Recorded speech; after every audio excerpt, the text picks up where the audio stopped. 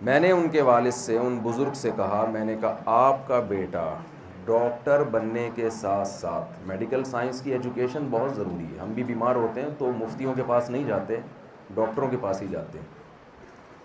इसकी अपनी अहमियत है, इसकी फ़जीलत पर, इसमें क्या शरीयत ने तरगीबात दी है, इस पर मेरे अलग लेक्चर्स हैं।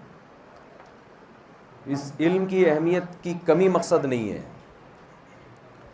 मैंने उनसे कहा कि आप अपने बेटे को अगर मेडिकल साइंस के साथ साथ कुरान भी सिखा देते तो फिर आपका बेटा दोनों पर अमल करता और वो अपने बच्चों को कहता कि जिस को तकलीफ़ हो रही है धुएं से, वो थोड़ी देर के लिए घर से बाहर चला जाए, क्योंकि दादा हुजूर सिगरेट पी रहे हैं। मैं समझा पा रहा हूँ अपनी बात? तो ये कितनी गैर अखलाक़ी हरकत है कि अपने बाप को घर से बाहर निकाल देना कि बच्चों को तकलीफ़ हो रही है। इसका मतलब ये हुआ कि बच्चे बाप हैं और बाप क्या है, वो बच्चे हैं।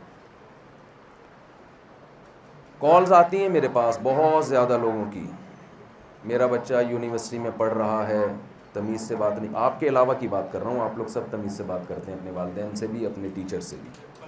मैंने उनको बताया था कि अब्बासीन यूनिवर्सिटी जो इस्लामाबाद में है, उनके अलावा लोगों के बारे में मैं आपको समझा रहा हूँ, मैं पहले से बता दिया था। तो आप लोग दिल पे ना लेके जाएं कि मुफ्ती साहब हमें कह रहे हैं कि यार, बहुत लोगों की कॉल्स आती हैं, माओं की कॉल्स आती हैं कि हमारी बेटी इतनी अच्छी यूनिवर्सिटी में पढ़ रही है मगर तमीज़ से हमसे बात नहीं करती। वालिद के फ़ोन आते हैं कि हमारे बेटे पर हमने इतना ख़र्चा किया, इतना उसकी एजुकेशन पे ख़र्च किया, मगर बेटा मुझसे तमीज़ से बात नहीं करता। तो मैं उनसे कहता हूँ कि आपने अपने बच्चे को जो इल्म सिखाया है, उसमें जो सब्जेक्ट उसको पढ़ाए जा रहे हैं, उन सब्जेक्ट में वो माहिर अगर ना हो तो फिर आपके पैसे ज़ाया हो रहे हैं। लेकिन आप उसका सिलेबस मुझे दिखाएं, उसमें तमीज़ नाम का कोई सब्जेक्ट, बोले ना भाई, उसमें है ही नहीं।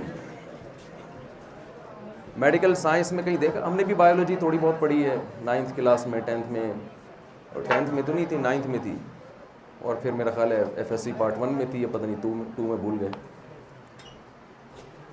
तो उसमें बहुत सारे सब्जेक्ट थे लेकिन तमीज़ नाम का कोई चैप्टर नहीं था।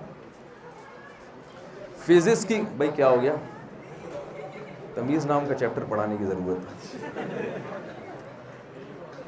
केमिस्ट्री की किसी किताब में तमीज़ नाम का चैप्टर है, बोले भाई। फिज़िक्स में है कोई चैप्टर तमीज़? अब्बा से कैसे बात की जाती है, अम्मा से कैसे बात की जाती है, बीवी के क्या हुकूक़ हैं, शौहर के क्या हुकूक़ हैं, औलाद से कैसे बात की जाती है, टीचर का क्या अदब है, ये साइंस का टॉपिक नहीं है। तो जो चीज़ साइंस का टॉपिक ही नहीं है, उसमें आप तलबा से ये उम्मीदें लगा रहे हैं कि वो उन चीज़ों में महारत पैदा करेंगे, ये खोपड़ी में आने वाली बात नहीं है। देखिए, हमारे यहाँ सबसे बड़ा अलमिया ये है कि जो शख्स जो इल्म हासिल कर रहा है वो उसी को सब कुछ समझता है। हम ये कहते हैं कि गोरे ने, अंग्रेज़ ने इतनी तरक्की की, लिहाजा तहजीब भी हमें कहाँ से लेनी है, अंग्रेज़ से लेनी है। ये बहुत बड़ी गलती है हमारी। तहजीब ये साइंस का टॉपिक नहीं है। मेरे पास एक एथियस आया, मुल्हिद, और अजीब मुल्हिद मैंने देखा, सर पे टोपी, सफ़ेद कुर्ता शलवार, और मेरे पीछे नमाज भी पढ़ी उसने। उसके बाद आके बैठा कि मैं खुदा को नहीं मानता। तो मैंने कहा ये क्या हो रहा है? उन्होंने कहा ये तो कल्चर का हिस्सा है, तो पढ़ लेते हैं, जब मस्जिद में आते हैं तो नमाज ही पढ़ लेते हैं। मैंने कहा क्यों नहीं मानते आप? कहने लगा कि मुझे इस्लाम समझ में नहीं आता। मैंने कहा कौन सी चीज़ इस्लाम की ऐसी है जो आपको समझ में नहीं आ रही? तो कहने लगा कि इस्लाम ने जो खड़े होकर पानी पीने को मना करार दिया है, तो ये खामखा का हुक्म है। बैठ के पानी पीना या खड़े होकर पानी पीने से हमारी सेहत का कोई ताल्लुक़, आपको जुमला तो कंप्लीट करें ना, सेहत का कोई ताल्लुक़ नहीं। ये खामखा में ऐसे ही कह रही है बैठ के पियो, वैसे खड़े होकर भी पी सकते हैं पानी, बेहतर है। तो ये ऐसे ही हुक्म दे दिया इस्लाम ने। वो मेरे सामने बैठे हुए थे।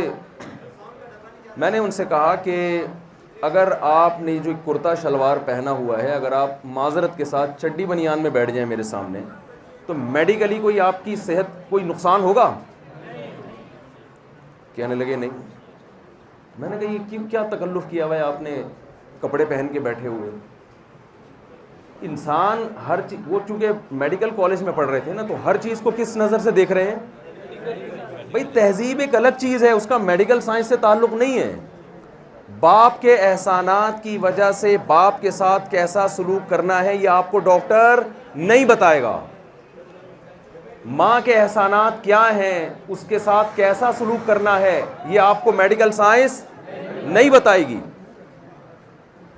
हम गोरे को फॉलो कर रहे हैं, उन चीज़ों में फॉलो करें जो गोरों के पास हैं। जो चीज़ है नहीं गोरे के पास, आप उसमें गोरे को कैसे फॉलो कर रहे हो? देखो मेरी गाड़ी ख़राब हो जाती है, मैं डॉक्टर के पास जाऊंगा? मैं कहूँ यार ये इतनी बड़ी यूनिवर्सिटी से पढ़ा है और इतना बड़ा, डॉक्टर अब्दुल कदीर खान के पास चला गया, मेरी गाड़ी ख़राब हुई। मैंने कहा यार जो आदमी एटमी धमाका कर सकता है वो मेरी गाड़ी का इंजन क्यों ठीक नहीं कर सकता? ये दलील सही होगी? जाहिर है वो कहेगा यार ये मेरी फील्ड नहीं है। तो रूहानियत और तहजीब ये गोरे की फील्ड नहीं है, ये भी हम गोरे से हासिल कर रहे हैं, इसमें भी हम गोरे को फॉलो कर रहे हैं। देखिए इंसान की ज़िंदगी के दो पहलू हैं, एक मादी और एक रूहानी। मादी एतबार से इंसान और गधे में कोई फ़र्क माजरत के साथ नहीं है। गधा भी खाता है। चाइना से एक दफ़ा एक सहाफ़ी का फ़ोन आया, कोई पाकिस्तानी सहाफ़ियाँ थी वहाँ, कोई मजमून लिख रही थी। उस वक्त मलाला का कोई नया नया बयान आया था। खैर उस बयान को गलत भी बाज़ लोगों ने पेश किया। अभी मेरा वो टॉपिक नहीं है, मैं एक मिसाल से बात समझाने की कोशिश करता हूँ। उन्होंने मुझे कहा कि ये जो निकाह करके ज़िंदगी गुजारना और गर्लफ्रेंड बॉयफ्रेंड का जो कल्चर है ये गलत है, इस पर मुझे कोई मुख्तसर सी आप दलील दें। इस्लाम गर्लफ्रेंड बॉयफ्रेंड कल्चर को नहीं मानता ना, इस्लाम तो निकाह को प्रमोट करता है, तो आप इसके गलत होने की कोई दलील दें मुझे। मैंने उनसे कहा कि आप मुझे बताएं। अच्छा, मैंने उनसे पहले माजरत कर ली कि थोड़ा सा मैं, क्योंकि बहुत शॉर्ट में जब बात की जाती है तो फिर ज़्यादा तमहीदें नहीं बांधी जाती। मैंने कहा मुझे आप बताएं कि गधे का कोई आपने सुना कि मामू है? भाई गधा है, आप जब गधे का तारुफ करवाते हैं ये गधा है और ये इसके मामू, कभी सुना आपने? ये इसकी खाला है भाई, ये इसकी फुप्पी है, ये इसकी मुमानी है, ये इसकी बहू है, ये इसका दामाद है, कभी सुना? घोड़े के बारे में कभी सुना? आप तारुफ करवा रहे ये मेरा कुत्ता है, ये तो आप कहेंगे कि ये बड़ा ज़बरदस्त शिकार करता है, इतने किलो गोश्त खा जाता है, ये ऐसे झपटता है, ये फलां जगह से मैंने ख़रीदा था। ये तारुफ नहीं होगा कि ये मेरा कुत्ता है, ये कुत्ते की खाला है। क्या ख्याल है, कभी होता है? ये कुत्ते का मामू है, ये कुत्ते की, यार आप लोग तो बोलते ही नहीं भाई, चाचू। कभी सुना आप लोगों ने? इंसान का तारुफ होता है जब आप किसी फैमिली में जाते हैं, इंट्रोडक्शन होता है, ये मेरे खालू हैं, ये मेरा दामाद है, ये मेरी बहू है, ये मेरे चचा हैं, ये मेरे अब्बा हैं। वजह क्या है? गधे के रिश्तेदार क्यों नहीं होते? इसलिए कि गधे का बाप, बोलो, नहीं है। बाप नहीं होता, सवाल पैदा होता है गधे का बाप तो होता है, बाप के बगैर तो कोई पैदा नहीं हो सकता। लोग कहते हैं ना मजबूरी में गधे को भी बाप बनाना पड़ता है। वो बनाया हुआ बाप होता है, वो हकीकी बाप नहीं, बल्कि वो जिसको बाप बनाया हुआ होता है, इंसान होता है, उसको आप प्यार से गधा कह रहे होते हो। तो आपने सुना होगा ना। अच्छा खैर, अब आप ये देखिए कि ये गधे के रिश्ते क्यों नहीं होते? इसलिए कि गधे का बाप नहीं होता, हालांकि होता है, मेडिकली होता है बाप, लेकिन उसको बाप कहते नहीं हैं, इसलिए कि गधे और गधी में निकाह नहीं होता। बाप का रिश्ता वजूद में आता है निकाह से। निकाह जिस कौम में जहाँ नहीं है तो वहाँ बाप नहीं, और बाप नहीं है तो सारे रिश्ते जो वजूद में आते हैं वो सारे ख़त्म हो गए। गोरों में अब आपको ये सुनने को नहीं मिलेगा कि ये अमेरिका का सदर है, ये इसकी खाला है, ये इसकी फुप्पी है। कभी सुना आपने ओबामा की फुप्पी का बयान आया है? ओबामा की खाला मिलने, ये सब रिश्ते खत्म हो गए। तो भाई इंसान में और गधे में फर्क क्या रहा फिर? इंसान को जानवरों से जो चीज मुमताज करती है वो तहजीब